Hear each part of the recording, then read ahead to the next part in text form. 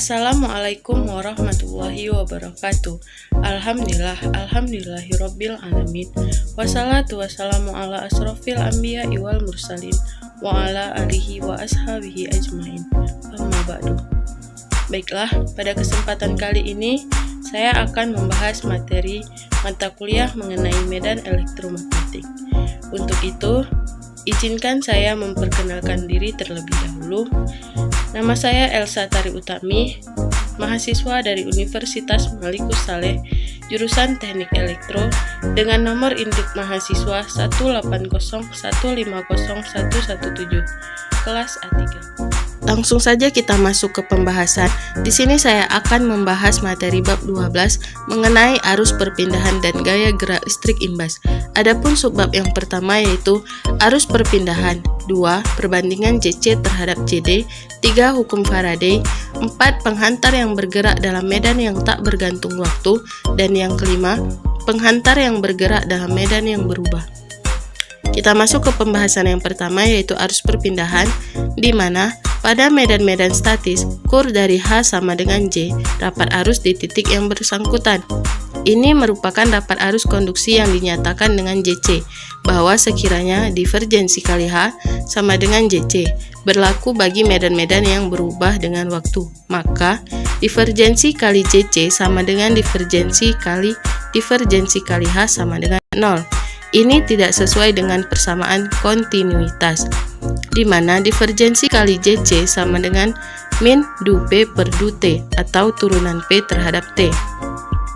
Kontinuitas James Clerk Maxwell memberikan postulat bahwa divergensi kali H sama dengan JC ditambah JD, di mana rapat arus perpindahan JD didefinisikan JD sama dengan du D per du T atau turunan D terhadap T. Dengan menambahkan arus perpindahan pada arus konduksi, maka terjadi persamaan kontinuitas di mana divergensi kali JC sama dengan min divergensi kali JD sama dengan min divergensi kali du D per du T atau turunan D terhadap T sama dengan min du per du T dikali divergensi kali D sama dengan min du P per du T, di mana divergensi kali D sama dengan rho. Arus perpindahan dalam ampere yang melalui suatu permukaan terbuka diperoleh dengan jalan integrasi IC sama dengan integral menuju S JC dikali DS, dan ID sama dengan integral menuju S JD dikali DS sama dengan integral menuju S du D per du T atau turunan D terhadap T dikali DS.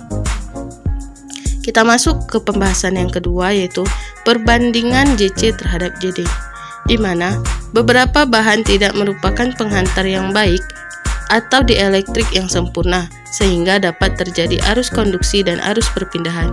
Suatu model dari penghantar yang buruk atau dielektrik bocor seperti gambar, dan dengan asumsi E bergantung waktu E pangkat J omega T. Rapat arus total sama dengan JT sama dengan JC ditambah JD sama dengan sigma E ditambah du per du T dikali sigma E sama dengan sigma E ditambah J omega elemen E. Dari mana JC per JD sama dengan sigma per omega sigma. Arus perpindahan berubah dengan pertambahan frekuensi. Dan yang ketiga ada hukum Faraday, di mana tanda negatif pada hukum Faraday dapat ditulis kembali dalam bentuk integral R sama dengan min D flux per dt, atau integral menuju C E dikali dl sama dengan integral menuju S B kali D. Polaritas tegangan imbas kadang-kadang digambarkan dengan pertolongan flux medan terganggu. Di sini sudah saya sediakan gambar. Maka di sini ada 3 buah gambar. Yang pertama ada A, B, dan C, di mana integral sebelah kiri diambil sepanjang lintasan tertutup C yang membatasi permukaan S, di mana dilakukan integrasi permukaan di sebelah kanan. Suatu arah positif ditentukan untuk C, dan arah normal DS kemudian ditetapkan pula dengan memakai aturan tangan kanan.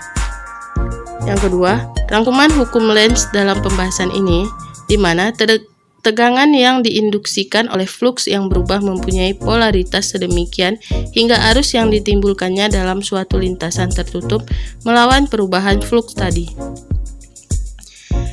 Dan yang keempat yaitu penghantar yang bergerak dalam medan yang tak bergantung waktu, di mana gaya F pada muatan Q yang bergerak dengan kecepatan U dalam medan magnetik B, di mana F sama dengan Q dikali U kali B. Suatu medan listrik bergerak dapat didefinisikan sebagai gaya persatuan muatan, yaitu EM sama dengan F per Q sama dengan U kali B. Dan yang terakhir ada penghantar yang bergerak dalam medan yang berubah.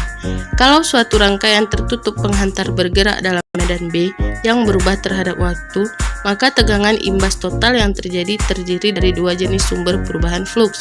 Hukum Faraday menjadi V sama dengan min D per dt integral menuju S B kali ds sama dengan min integral menuju S du B per du T dikali ds ditambah integral U dikali B dikali dl.